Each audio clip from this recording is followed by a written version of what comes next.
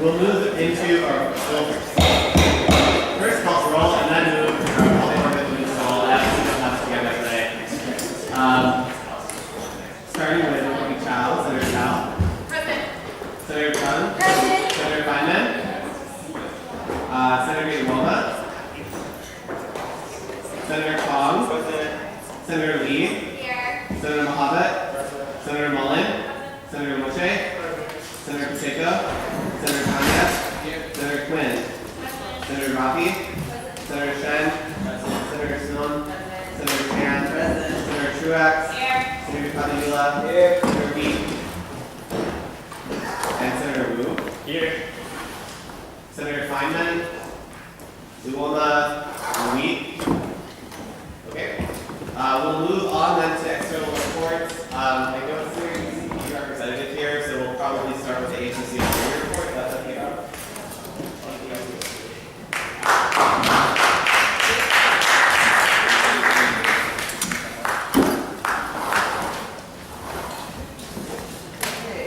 Hello, good afternoon. Is this working? Hello. Okay. Okay, so we'll start with staffing and hiring. So Event Services has hired a new student AV manager. So that person will be starting shortly and will be responsible for training, setup, and maintenance of all of Event Services AV equipment. The event coordinator position for Event Services interviews will be starting in about 2 weeks on March 3rd and March 4th. Position-wise, the Green Initiative Fund coordinator position is now posted. So the first review date for that position will be February 21st. Questions about that, you can talk to Catherine Walsh.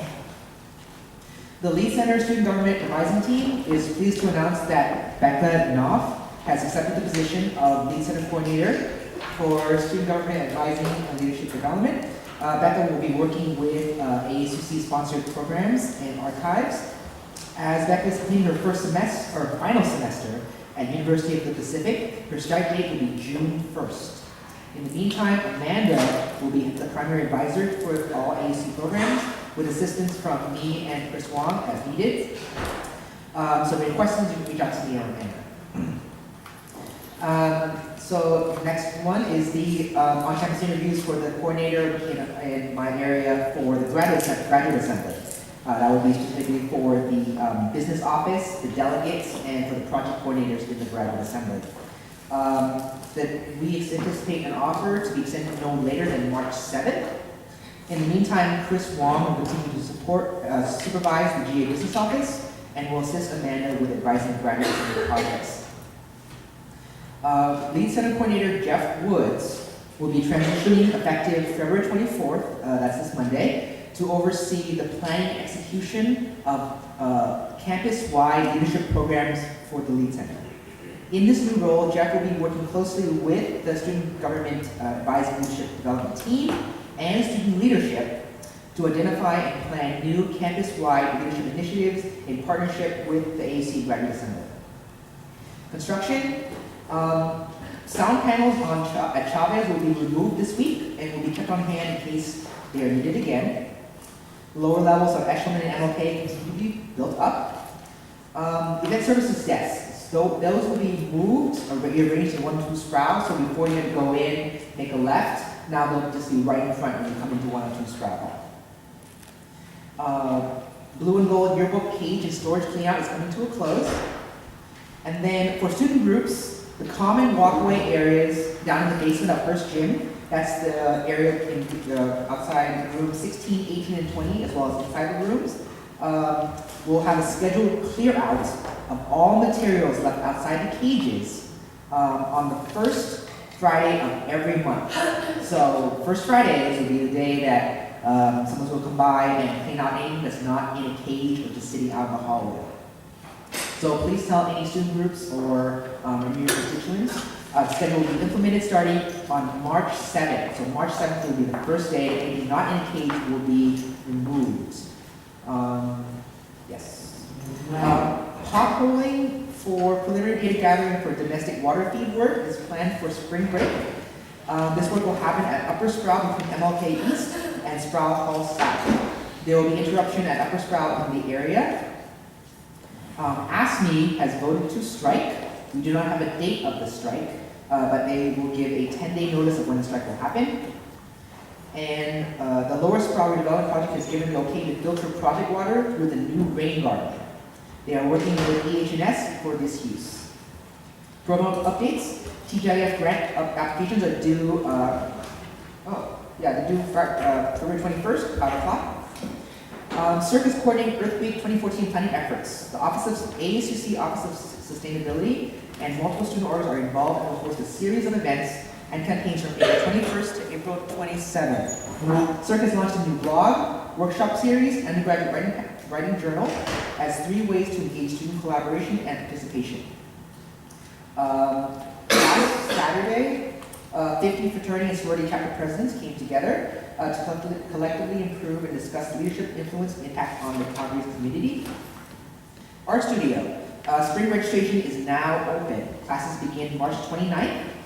Newest classes include workshops in Photoshop, InDesign, and digital programming. Calgary planning is well underway. ASUC Marketing has been researching fun new ways to market and promote the auxiliary. The home of the future, I guess name change wise, the Future Student Union, ASUC, and GA. Stay tuned for upcoming news about prizes, swag, and other fun activities happening at our tables this year. And again, Cal Day is on Saturday, April 12th. So there are free student event planning 101 sessions offered by Event Services and Lead Center. They are all in the Career Center Gold Room. First one is February 21st, 10:30. Next one will be 26th at 2 o'clock. And there is a student organization leadership workshop. This one will be called Developing Positive Alumni Relationships. This will be on February 28th from 12:30 to 1:30 at the Alumni House in the Toll Room. And this is a collaboration workshop between the Lead Center and the California Alumni Association. And finally, please read the Senator reports, which you have given to you by Solicitor General, as I do store them in the notes section where we kind of do our check-ins. Any questions? Questions for Rob, Senator? All right, there are none. Senator Camilo. Could you really quickly, what you said about Jeff Wood's new role, could you just really quickly reiterate that for me? Sure. So we have a position now that will work on campus-wide initiative programs as opposed to individual area programs, and that will be headed up by Jeff Woods. Previously, he has been in his service group advising. That's transitioning, and he's moving into more designing programs for campus-wide leadership. Other questions? All right, if there are none, thank you, Rob. Thank you. Okay, so I don't see any of our other traditional representatives here. So we'll move then through the external reports, and if there are no other guest announcements, we'll move then into public comment. I don't have any public comment cards yet. I'll assume that we don't have any highly engaged members of the public who are willing to speak to us. Now we'll move on to the minutes. We need a motion to approve the minutes from February 12th, 2014. So, All right, there's been a motion. Is there a second? Second. All right, the motion has been moved and seconded. Are there any questions, comments, concerns? Any objections to the motion? Abstentions? Seeing none, the motion carries. We'll move into executive officer reports for a particularly efficient meeting so far. Let's start with the Office of the President.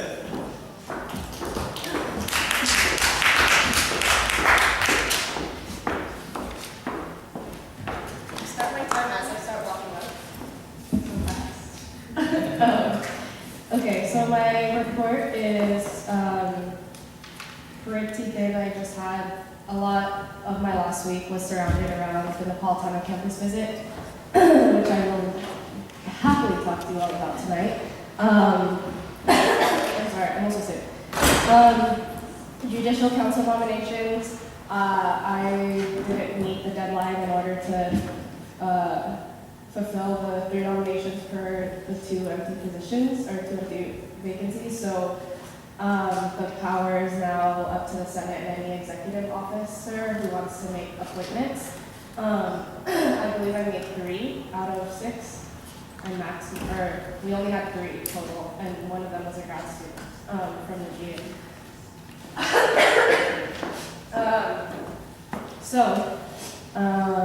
We can talk about that, but I have been trying to outreach to folks and haven't been getting a lot back, so I would really appreciate you all to help out. The Regent Kiefer meeting, Safina, or one of the senators who went, can update you all. Since I got sick, I wasn't able to go. I spent most of my day yesterday in bed, actually. And student tech fee language, I hope you've looked over it already. I sent you the rough draft. Hopefully we're going to have things a little bit more finalized over the next few days, and then I'll be able to send it to you. And then I'll be submitting a bill if all goes well Tuesday morning, and then I'll still give everyone a week to look over it and discuss it in committee and whether or not you really want to put it on the ballot. Like I said in my email, it hasn't really been any of the execs pushing for this from the ASUC or the GA. This has really been pushed by the Student Technology Council, which gets appointed by Student Affairs IT through an application process. We had a BSF board meeting today. We're really looking at revamping the timelines and everything for when we're doing this and how we're handling applications. I'm going to be going to Mechanics Bank tomorrow to officially transfer signing name power over now that we got it approved by the board, and I have the minutes to prove it to the bank. And hopefully all will go well from that. But other than that, I really want to update you all on the Napolitano campus visit, just to be able to give you my sincere and genuine perspective of what really happened inside the meeting, and some of the thoughts that were shared with us from President Napolitano. So what happened was, I told you all I went through a lot of meetings with UCPD and the interim dean of students, David Surratt, and I went over every single protocol I could think of for what would happen that day of. What ended up happening was almost everything that I was told didn't happen. So I was told by UCPD that that they would have a very low-key approach, that they wouldn't be, that we wouldn't see any blue uniforms out at Tutarjidai Hall or in the building or at the protest, except for maybe some uniforms on bikes following the protest rally and march that they already knew about. When I got to the building, it was very high security, in my opinion, from a UC student perspective. The entire building was on lockdown, and you were only allowed in if you had key card access, because it's one of the engineering buildings. And so even professional staff and everything weren't allowed in. Jamie Riley, the executive director of the Lead Center, who was helping us coordinate everything, wasn't allowed into the building at first. I wasn't allowed in at first either. When we finally got in, there were a lot of police everywhere, both at the lobby of Tutarjidai Hall, next to the people checking in names, up the stairs, by every exit and entrance. And then we were also told beforehand that students from the Lead Center were going to be allowed to check in students with their ID cards for the students who were going into the meeting with President Napolitano. That was also changed last minute, and wasn't told to Jamie as their supervisor or to myself. So what ended up happening was a woman from University Relations was checking in names instead. And when I had asked her if I could see the list of names that she was given, because I think, so on Monday before the week of the meeting, we got word back from UCOP that 4 of the students on the original list that I had submitted of undergrad names weren't going to be allowed to go into the meeting anymore because they were unregistered. We tried to look into it more. One of the students who weren't allowed in anymore only had a registration block on their name because they're a senior and they haven't taken their R1B requirement yet because they're taking an extra semester. So we asked UCOP to allow students to go in even and to consider the different types of registration blocks that get put on students' names. Regardless, I will assert that I think the implication of not allowing students who are enrolled in classes but just not registered for whatever reason into this meeting implies that you have to be able to pay your fees on time in order to meet with the UC president, and also that you have to turn in your books on time and all these other types of blocks that you can have as registration blocks in order to meet with the UC president, and I shared those concerns with UCOP. They were not willing to look into that though, and so I was allowed to replace those 4 names last minute. Within 2 hours, I had to find those names, so I did that. The students who did go in expressed to me that they wanted to share their concerns with her appointment, and they didn't really want to hear any commitments from her. I mean, to be honest with you, I think that 45 minutes with undergrads in an attempt to get to know what Berkeley life is like after spending 6 hours in the same building from 11 a.m. to 6 p.m. is not getting to know Berkeley and is not understanding what UC Berkeley campus is like. And so when I brought in those students, we had a hard time getting them in. It was really difficult. It was a really uncomfortable situation. I myself started tearing up as I was going through the ID check. It was probably the most uncomfortable police environment I've ever been in. And then as we were walking into the building and up the stairs, the occupation was happening outside, and 4 SWAT team officers marched by me in step. And I was really upset because, like I said, literally everything I was promised would happen, or at least the protocols that were told that would be followed that day were not. And even the chancellor didn't know about what was going on, or who was making these calls and what was happening. Inside the meeting, the students all shared their different concerns of her appointment. It was very emotionally charged. Some students were tearing up. Some students were yelling, or not really yelling, but raising their voice a little bit with how upset they were to really see her, and sharing their personal stories with her. After she left, myself, Safina, and Sadia and Austin all stayed in the room to discuss more. She still doesn't understand why students were upset or why they walked out on her meeting. And when I asked her at the end if she was scared of students, and I asked her to explain why she felt the need to have such high security in the building as she was there, she looked at me and laughed and said, "Oh, you think this is high security? You don't know what high security really is like." And with that, I ended the meeting with her. I don't feel that she really understands what students are concerned about or what it means to militarize and police a university and how that really makes students feel uncomfortable. And afterward, I had to deal a lot with negotiations with the occupiers in the building between those students and the chancellor and the interim dean of students. At one point, I removed myself from the situation because I didn't feel like I was really helping anymore with trying to meet the demands of the occupiers. But Can I move to extend time by This is a motion to accept time by 5 minutes. Is there a second? All right. It's been moved and seconded. Objections to the motion? Abstentions? Motion carries.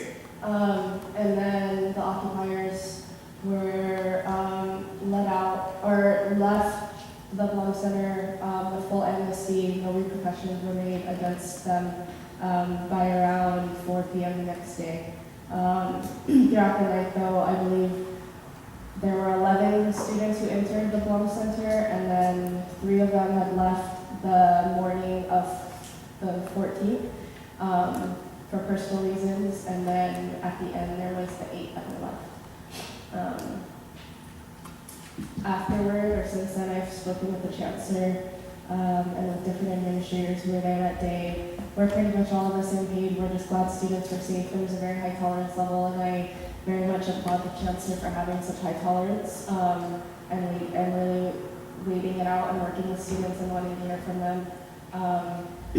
At this point, I believe Berkeley as a campus can move forward and continue to do the excellent work that we do. And Safina, Sadia, and I will be doing our best to continue to have a relationship with UCOP through our capacities through the Council of Presidents, through UCSA, and as Regent. I was very personally offended and triggered emotionally. and mentally by the entire day. So it took a lot out of me, and for the rest of the weekend, I just really had to take some time for myself. But it was a very frightening experience. But that's all. Any questions? Do you have questions for the ASUC president? Senator Fabiola? Thank you for sharing that story. I had a question about which students you're allowed to bring in and what the selection process for that was, and if you could speak a little bit more about that. Yeah, so I felt that it was appropriate to bring in students that were coming from underrepresented communities that probably weren't going to have the opportunity to meet with her again. And so through that, I reached out to Black community leaders, Filipino community leaders, API community leaders, queer community leaders, undocumented students, folks from the Multicultural Community Center, folks from the Multicultural Student Development Offices, and from that it was kind of, so that was another difficult thing because since UCOP had canceled twice and rescheduled and moved the date to that February, if you think about timeline-wise, we came back from school the last week of January and the date was finalized, and I had literally until the end of that week, supposedly, to turn any of those names to UCOP, but during those first few weeks, students are still trying to figure out their class schedules, so it was really hard to figure out who was going to be available exactly for basically 2 o'clock to 4 o'clock on that Thursday. So that, like, there was a lot of influx, and I was actually even late in submitting the names. And yeah, and then I was able to put together that list of students. So does that answer your question? I guess like going off that, for other community, or we'll talk about that. Okay. Also, there was an agreement made between Safina Sabi and I that we weren't going to have other electeds in the room. I think the only other electeds that ended up were Naveed and Sean, and that was because their communities had asked them to do it because there weren't any other folks who from their communities who could make it to that meeting. Other questions? All right, there are none. Thank you. Thank you. So we'll move on now to academic affairs vice president.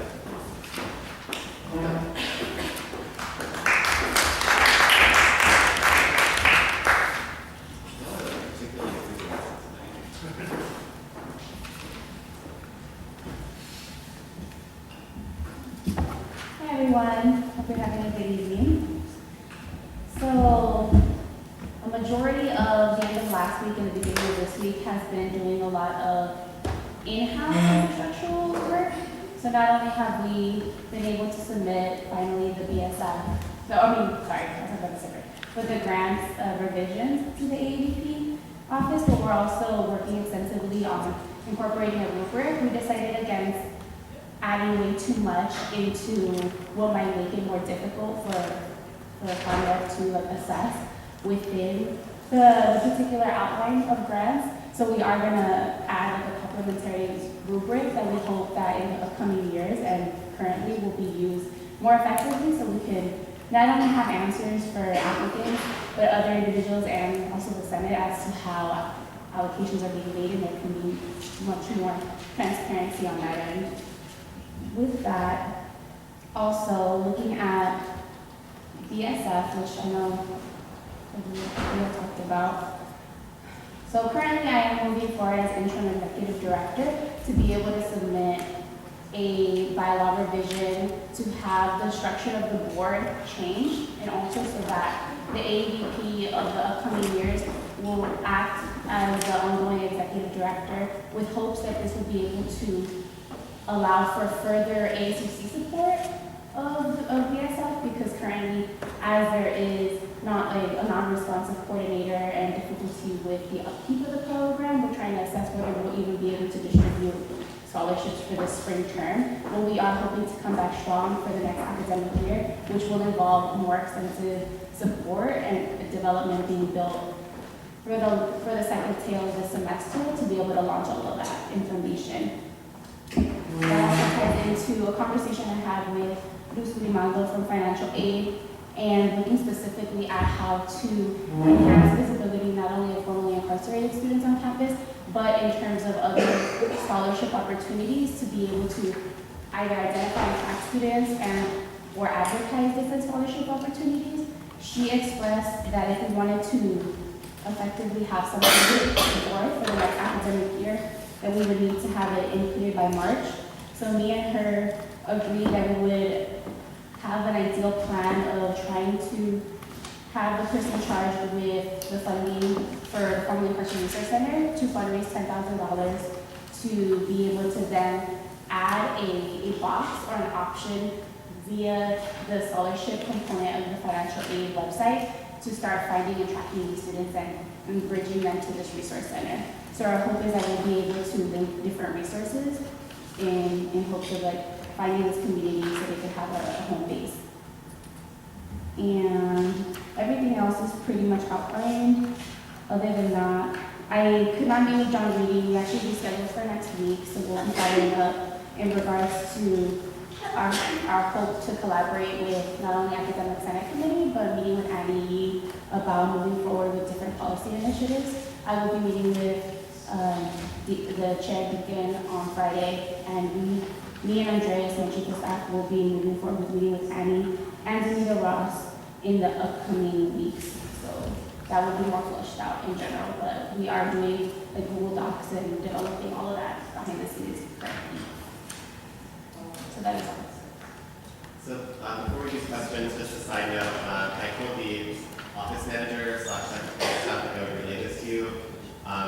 We didn't print copies of Vice President Jameson's bill in your binder. It's available digitally, but if we had printed copies for all of you, it would have been something like 800 pages of paper, and so we just opted to do that digitally. The bill is an expensive reform of the grants process, and it's necessary and important. We just wanted to give that to you all digitally as opposed to in print, because it would make the binders. Other questions for our academic affairs vice president? All right, there are none. Thank you. All right, so next on our list is a report from the External Affairs Vice President's Office.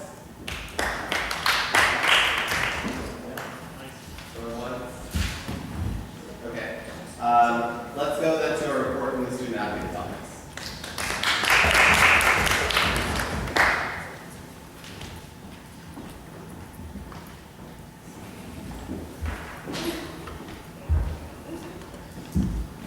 How's it going, friends? Good.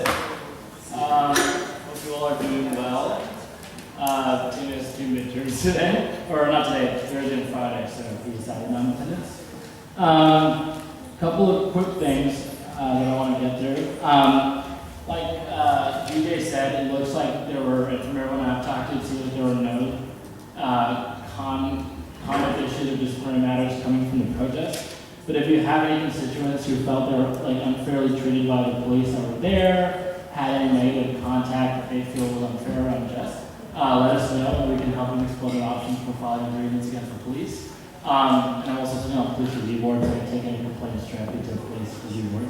So let me know if there's anything there. In terms of the police review board, I'm currently going over the last 2 years of complaints that have been filed because the board has not been organized since then. And so there's a lot of material coming from that, and hopefully some good action can come from the work being done there. Title IX Advisory Group is met for the first time in a long time, so hopefully we'll be seeing more work coming out of there.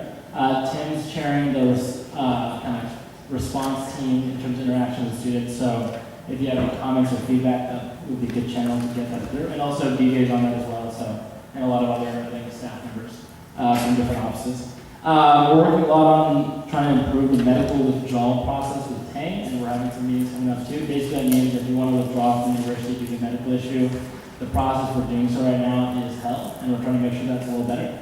We're also working with AAVP on trying to adjust the unit amount for Bio 1B labs. Right now, it's not really fair in terms of the amount of work we put into the actual unit count being given. So we're having some meetings with academics to try to adjust that. People from my office are continuing to meet with CERC around planning some events for CALSO around alcohol awareness issues. And we're also working on the new grievance policy to be out for public comment pretty soon. So that's we're up to right now. Last but not least, the UC policy on sexual assault, violence, and harassment is going to be finalized in the next couple of weeks. A couple of us are going to call, Granite and other folks are going to call. So that's tomorrow. So over the course of the next 3 weeks, if something comes up you're really interested about this topic, please let me know so I can forward those views on to whoever we can.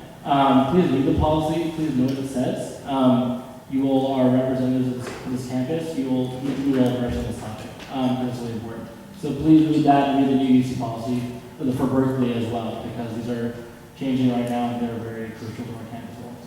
That's all I got for you. Any questions? Questions for two men in the office? All right, fair enough. Thank you. Okay, so I guess I'll go ahead and do my report then, and hope that others join us. So this should be like fairly short this week. I don't have a ton of stuff outside of the written report. The couple of things that I would highlight, I guess, are that because of the shift to perspectives into Anahead, there's some like movement or relocation of student groups. So as you all saw from the presentation before, there's a smaller festival style perspectives in the spring, big perspectives again in the fall. Just to clarify for those of you who weren't clear on that. We will probably be coming to Finance Committee to collaborate with you all to figure out if we can use some of that we'll probably have to use some of the student space reservation fund to help with the process of relocating student groups to other like banquet style spaces. Again, I just want to highlight the importance of spending down the student space reservation fund because tax money, unlike ASUC money that goes into carry forward, the tax money gets taken back by the university at the end of the year if we don't spend it. So there's no reason for us not to, especially if it's to help student groups to get space for things like end of year events and things like that. Also, we're in the process. I hope that we would have this done just before this last weekend, but hopefully we'll have it done by the end of this week. We're looking at doing cost analysis on an interim property manager for the Cal Lodge, and by property manager, literally what we need is somebody who will go check like once a week to make sure the door is locked or something like that. But it's probably more complex than that because it's a whole other property and we'll need somebody who has a little bit of expertise in that area. And then we're also doing cost analysis on putting up a fence around the property. That was what the lawyer recommended, just to make it really clear that the property's like closed off and not like accessible to the public, and we don't have people trying to squat there while it's closed, that type of stuff. Just taking all those precautions. We'll come back to Finance Committee with estimates on that if we need anything that's not in the line item for Cal Lodge. We have a line item for the Cal Lodge fund already, and if there's anything that we need outside of that, we'll come back to you. Let's see. A new round of interns have been allocated. Some of you, I think, got new interns. Some of you may not have. You can ask for that. I don't know what that process was like. But that was taken care of. Obviously, it was a much smaller applicant pool in the spring than it was in the fall, but that's how it is. For at least the process for the finance officer, the attorney general, and possibly something like marketing communications director or one of those other positions. I'm hoping to have the applications for those positions up by or before this weekend. And I need to, what I'll probably do tonight is just pull aside the committee chairs and come up with a timeline that you all are comfortable with for the interview process, so that I can list the timeline on the ballot form for the applications, so we can sort of know what to expect. A callback, when an interview would be, if you need to have one of those sorts of things. So space allocations will be starting soon, March 3rd. For those of you whose communities rely on having space, whether it's like a desk space or a cage or something like that, it's really, really, really important that they follow the space allocation process, because if they don't, there's really nothing we can do once we reallocate all of the spaces, because we can't just like take away the space from a student group that didn't use the process in order to give it to a student group that didn't, right? So just make sure that your communities are aware of that, and that things will be shifting around as they always do during space allocations, but more to come on that soon. And lastly, and I'll touch on this more later tonight, we should be coming to the meeting later, but Senator Truax will probably be very excited to hear that you'll have a new storage member of your committee. I finally found my appointee for the sort of at-large spot on external affairs. I'm really excited about this particular person. His name is Wes. He's really actively right on the community. And I really tried to balance work, but also like work appropriately within the space of the Senate and expand the process. I want to be involved in person or committee, so look forward to that later. I'll be announcing some other announcements this week and confirming next week as the process goes. We'll probably start running. That's it, yeah. Wait, so it'll be done on Monday? Yeah, he'll probably be around Monday. He won't have completely confirmed because I'll be announcing today.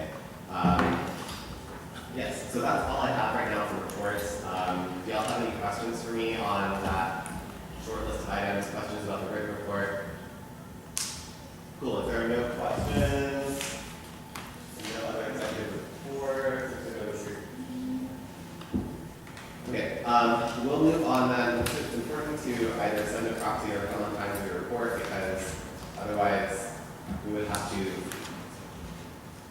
reschedule or shuffle the meeting, and I don't like doing that. So we'll move then into special orders. I have on my agenda perspectives and spring budgeting. That's not correct. I'm not sure how that happened. Like neither of those special orders were in the same week, and somehow both of them were like resurrected and put back on the agenda. What we actually should have is fund the UC, and then the new process for like the Google Drive for agency. So those are the two things that we have. Let's start first with fund the UC if y'all are ready.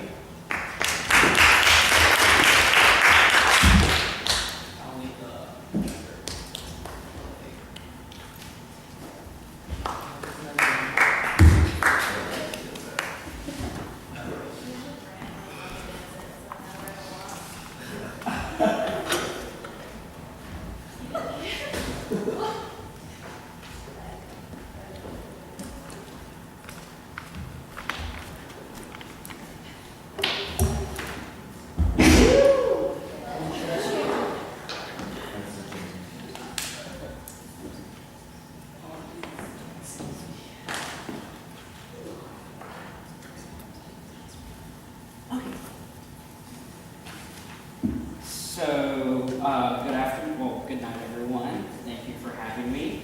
My name is Manuel Contreras. All of you have seen me around. I'm the second year here at Cal, and I want to talk to you all about Fund the UC, which is a UCSA campaign that has been going on for 3 years. Last year it was kind of less active than what it was supposed to be, but this year we're back and we're back in force. So basically, I just want to talk to you all about one of the most critical issues that are facing students today, and what is the problem? So I think we can all agree that the affordability of the UC is a very key issue, and it's all tied to accessibility as well.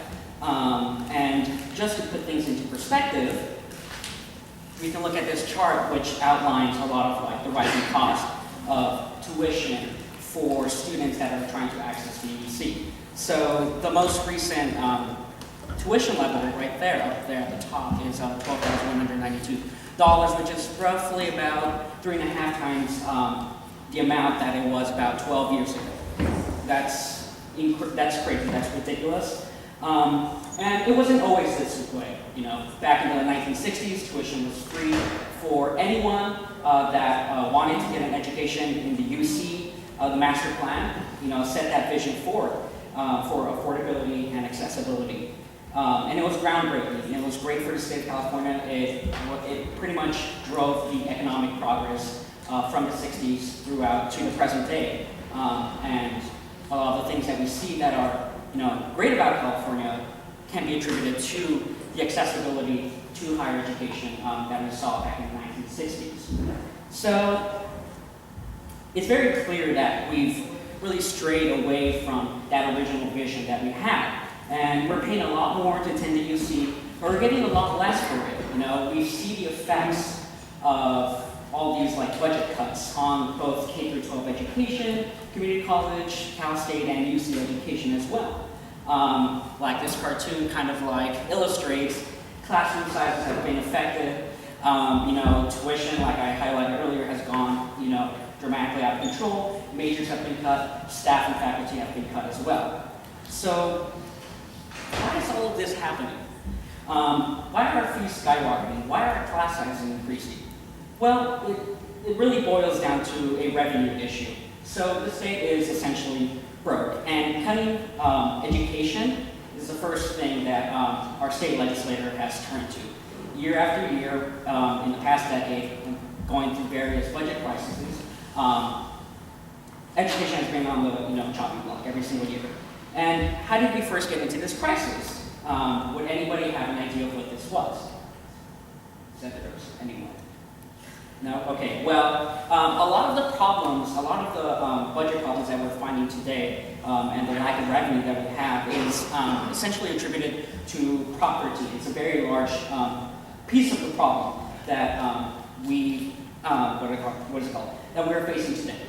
Okay, so how many of you all have heard of property? All right, cool. So just to go through it really quickly and without getting into the wonky details of it all, Prop 13 was a ballot initiative that passed in 1978.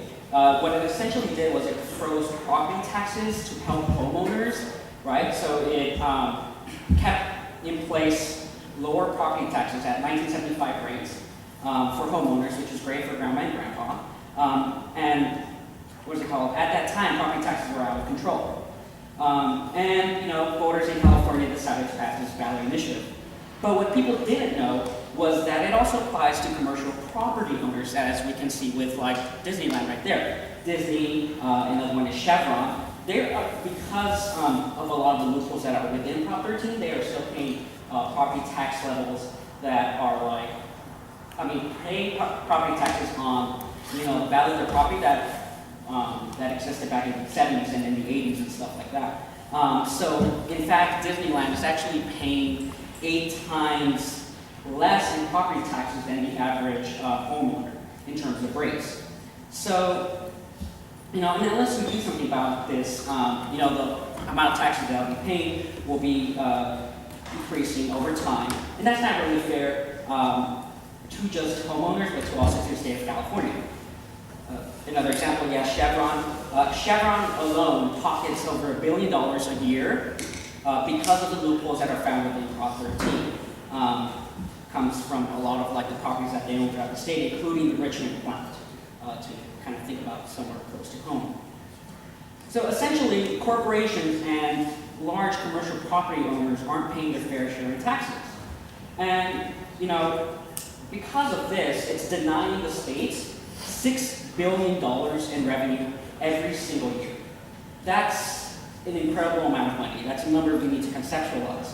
And because of that lack of funds, and because of the fact that property taxes are used to fund education and a lot of social services, we see that education funding has been cut every single year because of the lack of those $6 billion that we don't have.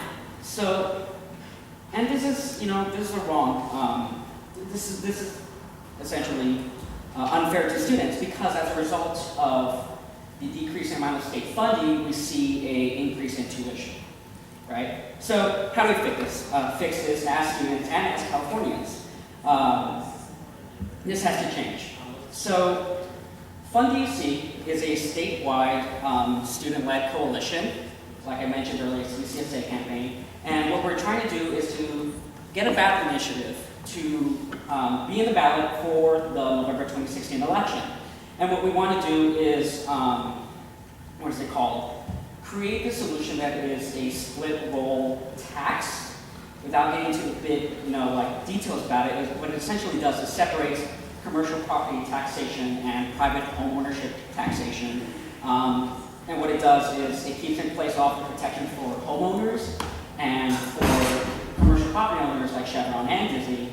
You close the loopholes so that they actually pay this, the market value that they're supposed to be paying on their properties. And this is just, for this ballot initiative, we need students. And not just students, it's a statewide coalition. There's this statewide coalition called Refund California. It's a coalition of 30 organizations, including ASME, CFT, California Federation of Teachers, and obviously UCSA is invested in reforming Prop 13. So essentially, that's the ultimate goal of this, what Fund the UC is trying to do. And our campaign strategy for this semester is to kind of educate students through this postcard campaign, where we get students and community members to fill out the postcards that we have purchased and had passing around. So how many of you have seen postcards floating around on Sprout or anything?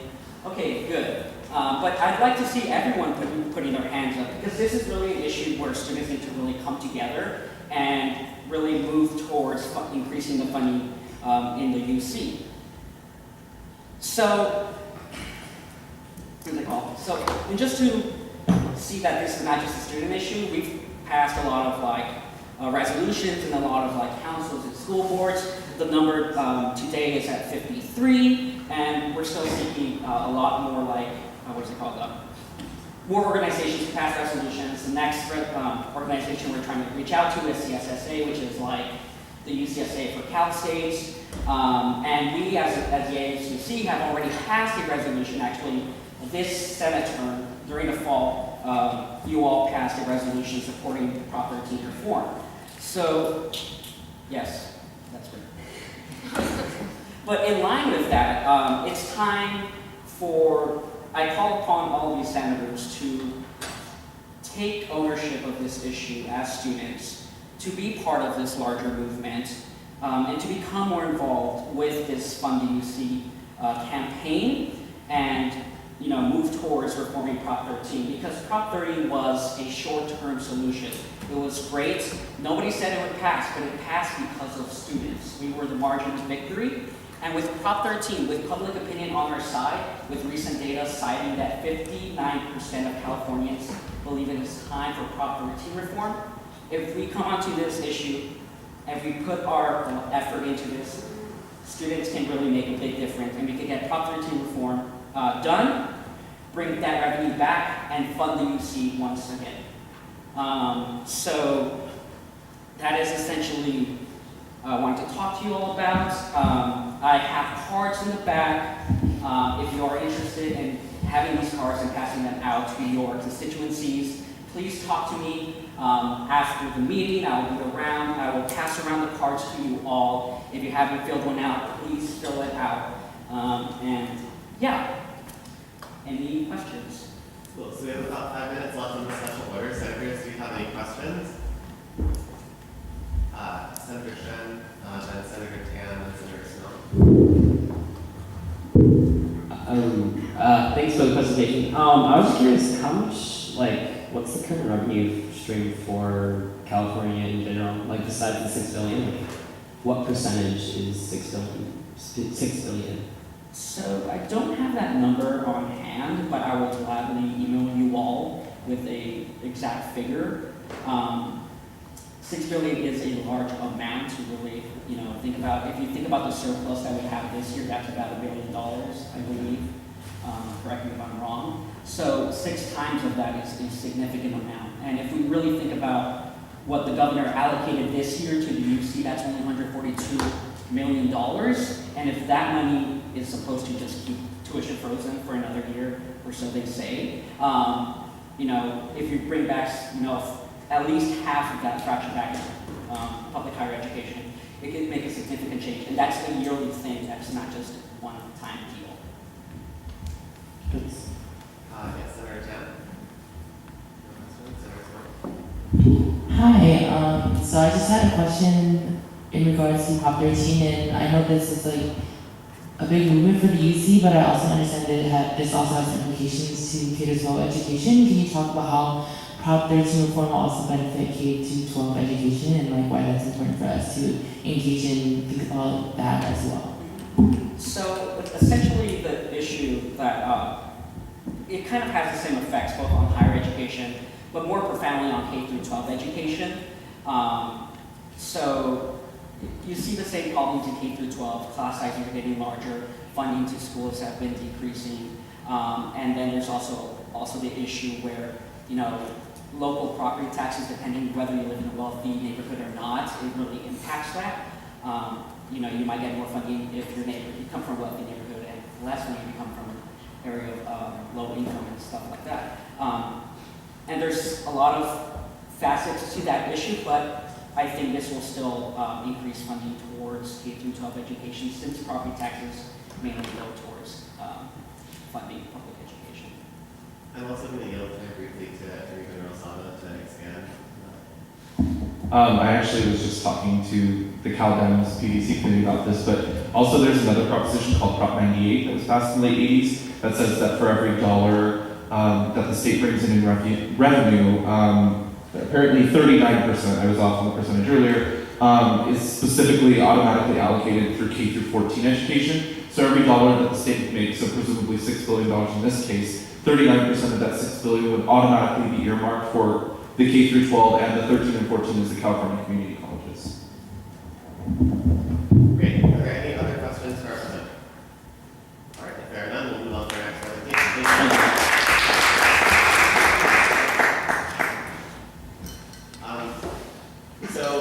I apologize briefly for framing the agenda earlier. After referencing the minutes, we do have 3 special orders today, and our next special order is going to be from the Public Service Center. So we have Mike here.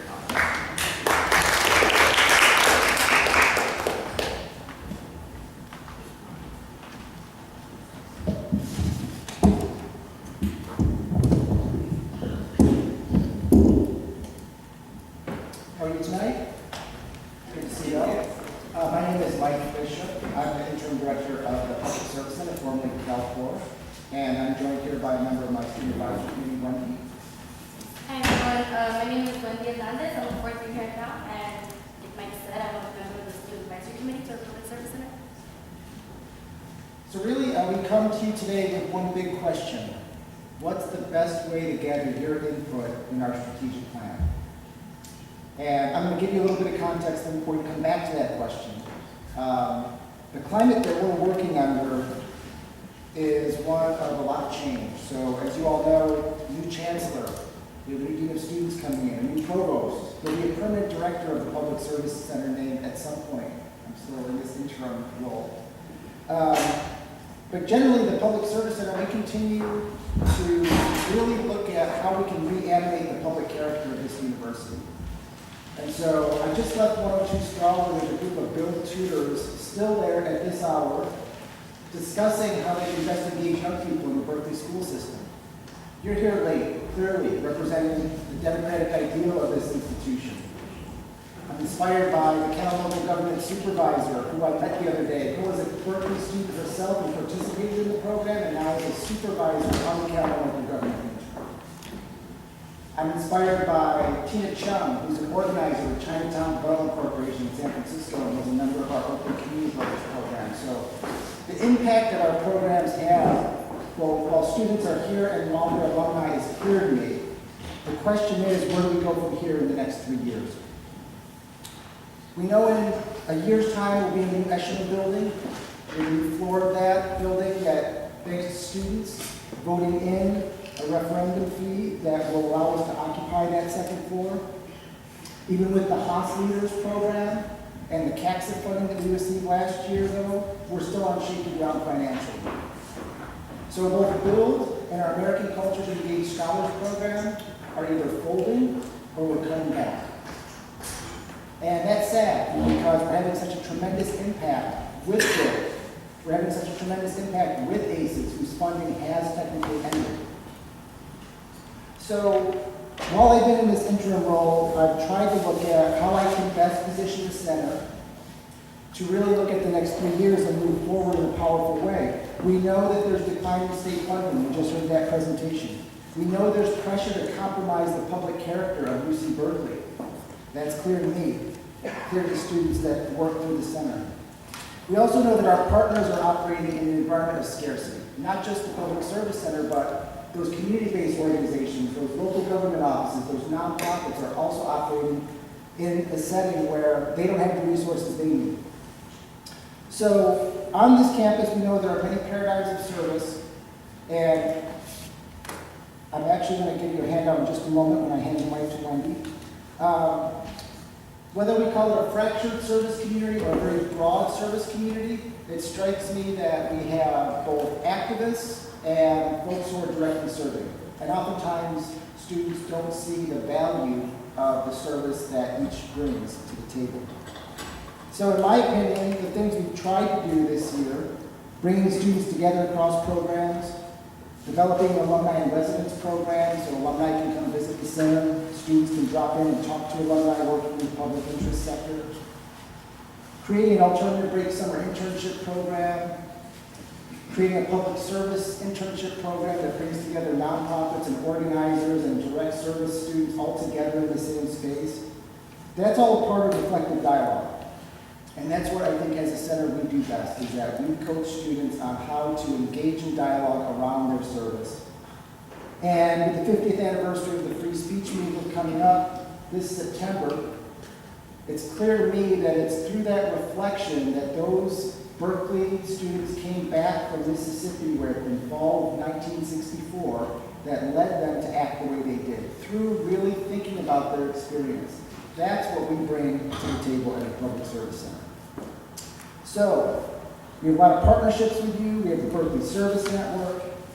We have student-initiated community projects programs. We have other numerous student-generated events that we're supporting, whether it's the Ignite Conference or the Educate the Bay Conference or the Poverty and Homelessness Symposium, all student-generated events. So the question we return to is, how do we best gather your input, along with the input of our other stakeholders, to move forward over the next 3 years? I'm going to turn it over to Wendy. I'm going to give you a handout. Wendy's going to talk a little bit about our efforts currently to engage students, and then we'll open the floor and get your thoughts on the best way to get your input in this process. Alright, so before I get into what we're doing, can you want to hear what's up there? You need the mic for I need it? Okay, I'll speak into it. So before I get into what we're doing currently, I just want to take a minute and let you all know what I currently do with the center, just to give you like a live face to what the center represents and a lot of students within the center. So besides serving as the student advisory committee, I was involved with the public service center as a build tutor my second year, and I'm also a house leader for 2 years in a row, which has allowed me to really devote myself to public service on campus, including in spaces like the Human Rights and Incarcerated Coalition, the Get on the Bus decal, among other spaces. So I just wanted you all to kind of like get a little sense of what student leadership looks like from the Public Service Center. And currently what some of the staff members are doing beside me are coordinating 2 different ways to get input from both students involved within the Public Service Center and students outside the Public Service Center. So the first thing that we're doing is conducting focus group. So we're having a focus group to kind of like gain all the input, like I said, from both members within and outside of the Public Service Center. And that's being held this Friday, February 21st from 2 to 4 at 333 Sprout. And it's in the back of the handout that you might give you all. And we're also holding a town hall where it's going to be like a much larger discussion. And that's going to be held on the 27th from 6 to 7:30. Location is to be decided. But like Mike said, we're here to kind of get your input and ask you like, how can we receive your input? Like, would you all like to attend one of these events, or should we have a specific meeting for you all, or would you rather just give us feedback now? Really, we kind of like want to work around your kind of method of how to give us the best input and the most efficient way. So before I hand it off to senators to sort of start answering my question, one successful model that we've used when we engage with a group that's completely outside of the ASUC is to plan for a recess in the middle of a meeting so that we can devote a chunk of time to that. We'd like a 45-minute or so visit to the UCPD space. And so I think in this space, it's really difficult to facilitate a sort of open dialogue that's like a focus group, just given the constraints of Senate procedures. So what we can do is plan for a future Senate meeting date to have a recess at a certain time, say like 8:30 or something like that, and we'll recess from 8:30 to some amount of time so that you can break the senators into maybe smaller groups and do focus group discussions with those groups, and we can just stay here to do that. We'll call the meeting back to order at whatever time we designate, and then you all will have the focus group with the senators. Okay. Does that sound good? That sounds good. Okay, so senators, do you all have other suggestions or ways to give input? Do you have thoughts on how your communities can get involved in this? Senator Mullen?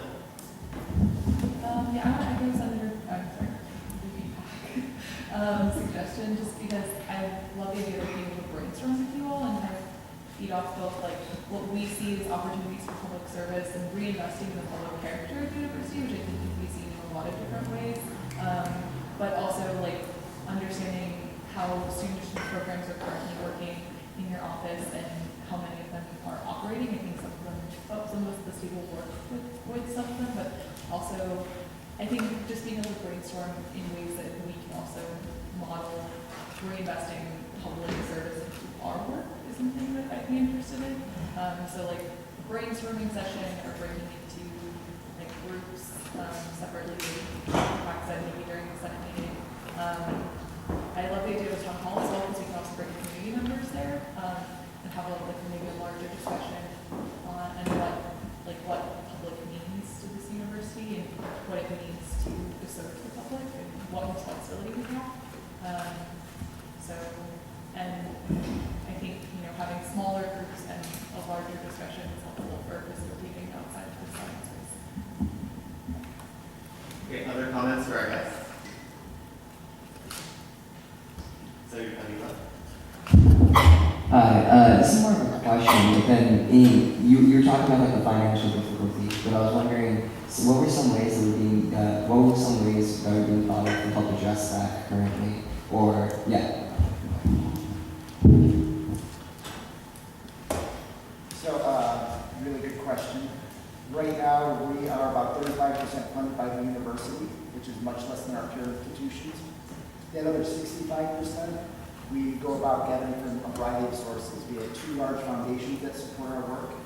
We have a fee-for-service model. So when we place an intern or a tutor at a nonprofit or school setting, we ask for an administrative fee. That's something I'd like to end because that puts an undue burden on the communities we're actually serving. But for now, it allows us to have the staffing that we do. We also leverage federal work-study funding.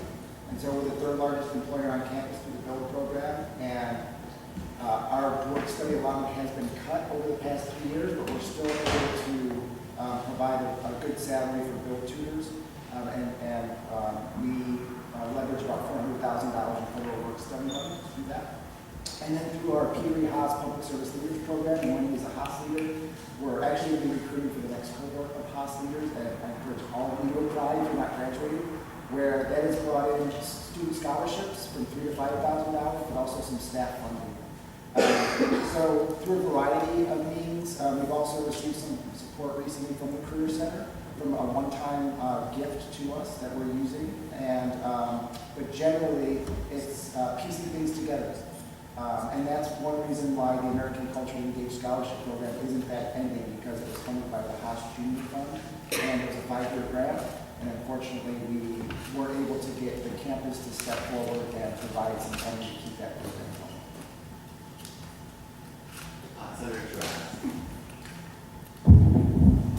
Yeah, no, I definitely agree with Senator Mullen. And additionally, I mean, like, if maybe you wanted to have an open meeting with the Student Advisory Committee or the Strategic Planning Group, and then like say, like, just like send us an email, say like, hey, like, totally feel free to come to this meeting. I think that'd be cool too, because personally, I'd like to be with a lot of other like leaders and directors of these organizations in the room at the same time. So I think that'd be a cool idea too. Other questions? All right, do we want to have this conversation about when to do this like recess now? Is that cool for everyone? We have a few minutes left in this special order, 2 minutes left actually, it's not a ton of time. But do you all have an ideal timeline when you want to do this type of meeting with us?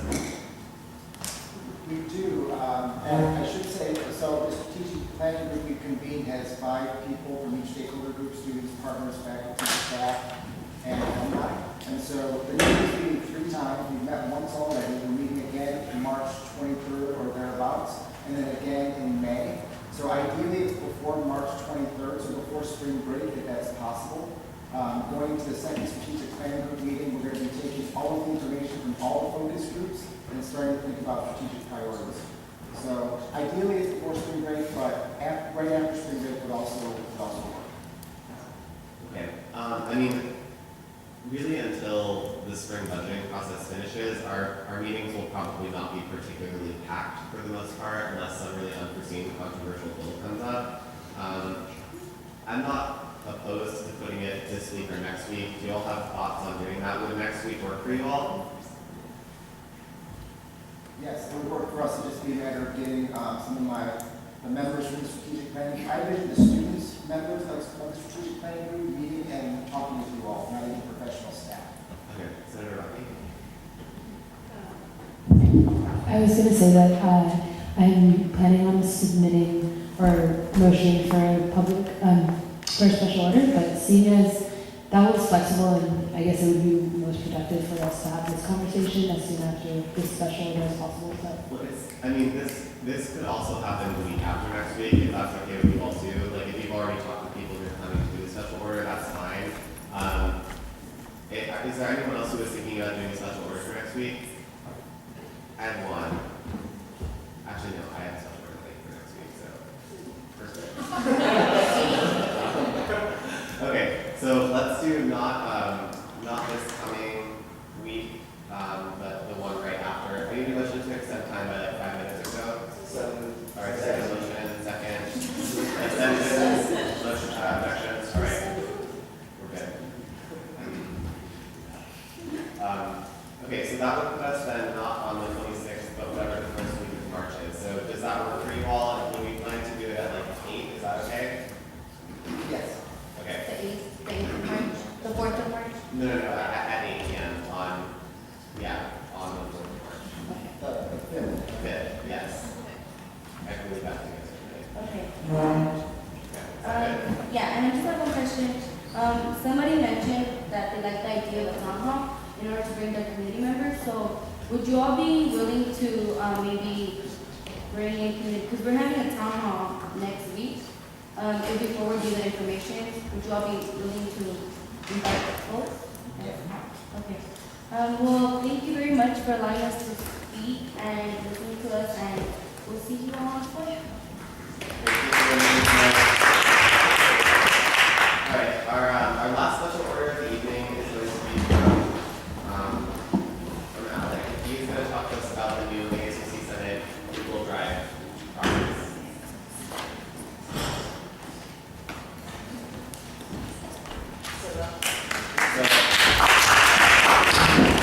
While he's going to get set up, I'm going to just throw this out. I just will need to rely on somebody in case I don't remember to remind me next week when we're approving the agenda to do the public service centers, like recess thing for the fall time, just so that we have that on the agenda.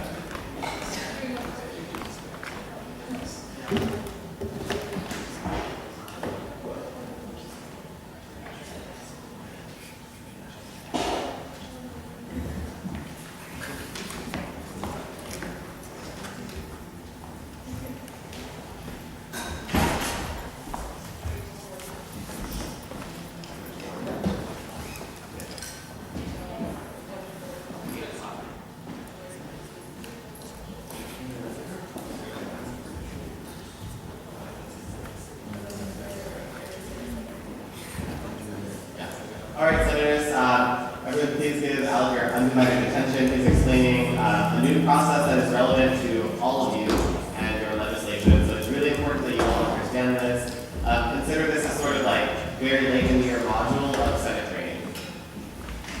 Good evening, everyone. I'm Alec. I'm from Knowledge Legislative Department. Yeah, can you speak into the mic? Oh, okay. Good. I'm Alec. So we created an ASUC Senate Google Drive, and the purpose of this is, in the past semester we had a system where those would be submitted by email, then they would be sent around to different people's Word documents, but there wasn't really one central place to see what the actual bill is currently. It was hard for people inside of ASUC to even see that, and it was impossible for people outside of ASUC to see where a bill is at a specific moment. Same with agendas and committee agendas. So we made this Google Drive, which allows all the updates to happen instantaneously, and it's both secure and very transparent for the public. And the main thing that we want to get across is that all official documents, so all those, will now live inside of the Google Drive. So there won't be any more emailing stuff back and forth or whatnot. So the technical benefits of Google Drive are that it's an easy way to have both a private editing system and a very public viewing system in one. So you can edit things. We can give you access to edit things as ASUC officers or as ASUC senators, and people can see your edits really quickly. Google Drive also keeps a copy of every single edit made ever. And the benefit of that is that you can track who made changes. So if someone did do something kind of not following the rules, it would be easy for authorities to see who did what. It's very secure. The university uses it, ASUC already uses it, and it's very easy to manage. And it's future-proof because the system is supported by Google, so unless Google goes bankrupt, which I don't think will happen very soon, it's going to be a future-proof system. So the first thing we want to do is add the ASUC Senate folder, which you see right there, into your actual drive. All of you are shared on it, and to do that, you go to Shared with Me on the left side of your Google Drive. You checkmark the thing that says ASUC Senate, and you click Add to My Drive. You have to do this through your ASUC.org account, because only ASUC.org accounts are allowed to manipulate files. Anyone can look at them, but only ASUC accounts can manipulate them. And you have to add it into your own drive so you can actually interact with them. So once you do that, it should show up in your Senate drive, in your account, and then you can either use the right part to do stuff with it, or you can open it up in a drop-down menu on the left side. So Senate bills. So the drive is subdivided into 3 parts, and we're going to talk about Senate bills right now. This is what it looks like. It's kind of numbered from 0, 1, 2, 3, and 4. And we want you to submit bills into the folder that's 0 submit bills. The template for it is in a separate document that says link to template. You just click link to template, you open it up, you write it, and then you go to your own drive, and then you have to grab it and pull it into that submit bills folder. So you just grab it and pull it in, and that's what the template looks like. Some notes on bills. Make sure to name your bills nicely. So a bill in support of what. And do not put an SB number because the secretariat will go through and put all your SB numbers for you. So if you submit a bill, just submit SB number, just leave that part blank, a bill in support of absence. When you use footnotes, Google Drive has this really nice footnote feature where you go to insert footnote and it makes it format really nicely. So we'd appreciate you did that so we won't have to go back and format your footnotes. If your bill has dependencies, there's 2 ways to do that. If it's just some text, like a letter, maybe a photo or 2, there's a part at the end of it where you can just paste it in and just label appendix 1. But if there's a lot of them, like a budget bill, then you can make a folder, name the folder a bill to support applesauce, and then put your bill inside of that, put all of your PDFs inside of it. So once you submit the bills, Tuesday morning, the Senate office manager will look at them, they'll number them, and put them in one new bills. One new bills is the part that's going to be the new business for that week. Then at the meeting, EVP will listen to your recommendations and assign them to committees. There's one for each committee. They'll be moved into those folders, and then inside of those folders, at your committee meeting, we want you to edit them. So the committee chair has power can give anyone the power to edit things inside of their folder. So if you want your secretary, your vice chair, someone else to edit your bill inside of your committee, you as the committee chair have that power. But only the committee chair can move it into the Senate floor folder. So the Senate floor folder is kind of a consent calendar. And the reason that only the committee chair can do that is just we want to keep it secure so in the future no one can do any further business. And if your bills fail in the committee, you just put it in failed. And if it's tabled, you actually just leave it in the And to do that, you just drag it over to the next part. Then those will be talked about on the Senate floor. They'll be passed, failed, or tabled. Up there, the EVP or the vice chair will edit them live, and then anyone at home can see it live. And if they're passed, it goes in 4 pass. So that's the basic system. I'm also going to touch on this little thing at the end. It's a thing that we're going to use to record your votes. So every time a bill moves from Senate committee and back, this little thing at the end gets updated. And then if we do a roll call vote, then we'll put yes, put no, put abstain. And that's just the public to know how it's voting. The committee agendas are stored in a separate part called committee agendas and minutes. We want the agenda and the minutes to actually just be one document. So you start off with the agenda and then you edit it to make it into the minutes, into the minutes. And it's subdivided into the 3 committees. A link to the respective committee template is in each folder. So the committee chair can really designate, clicks on it, does the same thing, it creates it in your drive, you drag it over to your committee. Make sure I move to extend time by 5 minutes. Second. Alright, it's been moved, it's been seconded. Are there any objections to the motion? Any abstentions? Motion carries. So you just name it 2014 month date, name your committee agenda minutes. That's what it looks like. You fill in 20 times and the locations and whatnot. Instead of putting the text of the bill into that agenda, you know how you used to put the text of the bill into the agenda? We just want you to hyperlink to that other document. So instead of editing it inside the agenda and having multiple copies of it floating around, we just want you to use a hyperlink. And that kind of says how to do a hyperlink. You just right click and do it. And then lastly, Senate agendas. They're also kept in Google Drive under Senate agendas and minutes. They're updated by the Secretariat. They'll link to all the bills in new business and consent calendar. And then the minutes will also be just uploaded to that same location as Word documents. So the agendas won't include any of the bills at the end, they'll just be hyperlinked. But when we print them for you, you're still going to get all of your new bills and all of your consent calendar printed for you. And some finishing notes, we're still working out a budget bill template. We might expand this to also do reports, and I'm working with Heidi on that. I'm always available for questions and suggestions at legislativefairs.asuc.org. The quick link to this is tinyurl.com/ASUC Senate, and thank you, Brianna Moe, for that. And this presentation is also available in the top level of that folder if you ever want to look at it. And now I'm open for questions. Senator Tam and Senator Truax, keeping in mind we have 3 minutes and 20 seconds. Okay, I'll be quick.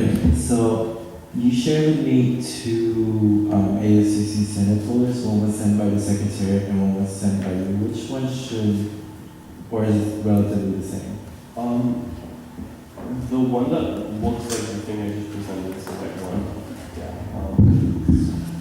The owner on it was legislative affairs at ASUC level.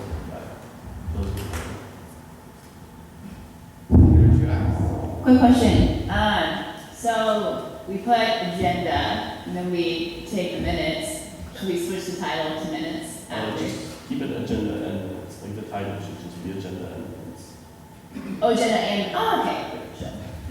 And I just want to reiterate again that this is how we want you to submit bills to us. You can still do it the old-fashioned way, but that just kind of adds a lot of extra work for the office manager. And if you use this template, it'll look pretty, it'll be awesome, it'll be quick, it'll be transparent. So why not? Senator Rocky and Senator Tam.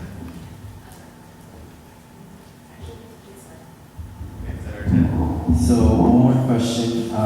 I still can't put the agenda into, I saved the whole folder already on my drive, and I tried to put my agenda into the right folder, but it keeps telling me that I don't have the permission for it to be in the folder. I'll make sure to sit down with you at your next meeting at Congress and just see what the problem is. It's a new system, so there's still a few kinks that if you ever get a kink, just tell me. I'll be happy to come into your meeting and see what's wrong. Other questions? Senator Mullen. So when the public is accessing this folder, because I will always be, well, I guess we can access it through our Berkeley email or just any. You do not need to be logged into an email. You can just go on ASUC.org very big buttons on the front page.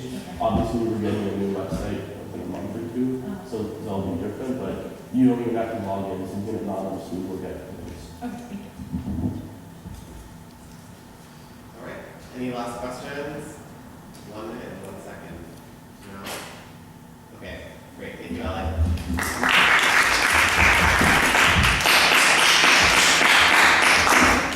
All right, so let's move on then from our special orders to the approval of the agenda for February 26th. As I mentioned earlier, as part of our approval, I'm putting forward an amendment to the agenda to add space as a special order for the Roosevelt Institute. They have a representative who wants to come speak to us. For those of you who are not familiar with the Roosevelt Institute, it's a really big think tank policy group that's on the East Coast, and they opened the West Coast sort of. It's like a quasi branch that's operating through a block grant, and they're trying really hard to make the program successful so that their East Coast office will sustain it with continual funding. So they're trying to recruit from campuses like ours for their summer programs, and we have someone here who's going to talk to us about that. I encourage you to apply for our things of that nature. Are there any other? Yes, Senator Rocky. Hey everyone. So as some of you know, Quinn and I sit on the Cal Central Steering Committee, and they recently rolled out calcentral.com, or the website, and they have a lot of really exciting updates that they want to share with us, and also get our opinion on how we can help spread the word, or how